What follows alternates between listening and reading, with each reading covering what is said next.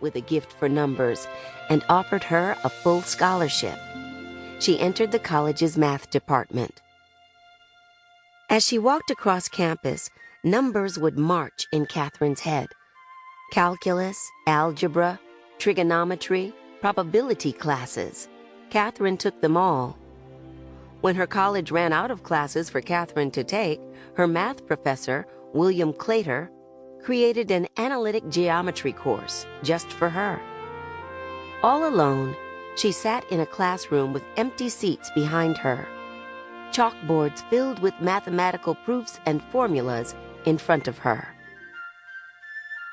"You would make a good research mathematician," Professor Claytor told her. Katherine knew a lot of girls in the segregated South who were teachers, mothers, and nurses, but she had never met one who was a mathematician. "But where will I find a job?" Katherine asked. Professor Claytor continued scribbling numbers on the board and said, "That will be your problem." When college ended, teaching began for Katherine at a high school in West Virginia where she was nearly as young as her students. Outside of the classroom, Katherine found love in the brown eyes and big heart of Jimmy Goebel. She loved teaching as much as she loved Jimmy, but in 1940s West Virginia, married women weren't allowed in the classroom. So quickly and quietly, the two became one. They both now taught at a high school in Jimmy's hometown of Marion, Virginia. First one, then two, then 3 daughters were born. 2 teachers' salaries plus 2 summer jobs barely equaled a roof over their heads.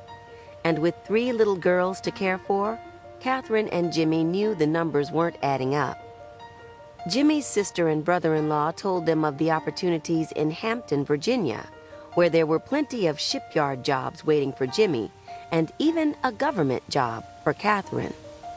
It wasn't teaching, but over at the National Advisory Committee for Aeronautics at Langley Aeronautics. Word was they were looking for women who were good with numbers for their computing department. "Let's do it," Katherine decided. She didn't know much about flight, but Katherine knew an awful lot about math.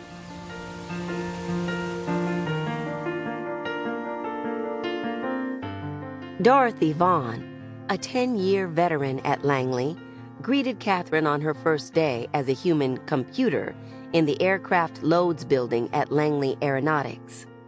The West Computing Office was filled with the brown faces of women furiously completing data sheets of equations. Dorothy knew Katherine's family back in White Sulphur Springs, and she knew Katherine's reputation with numbers. Nearly 20 years earlier, when the computing pool began, many of the engineers wondered aloud how the female mind could possibly process concepts as complicated as math. But it was the job of these women computers to double-check the engineers' data, develop complex equations, and analyze the numbers. Each desk had a calculating machine, but many of the women didn't need them. Katherine had barely settled into the routine at Langley when Dorothy called her and a coworker over to her desk.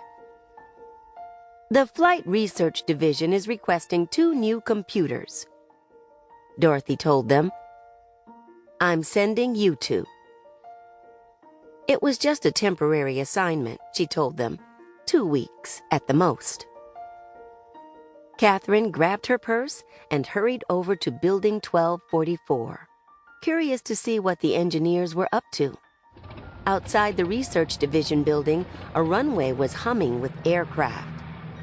Inside, the office hummed with energy. Katherine found a seat and got to work.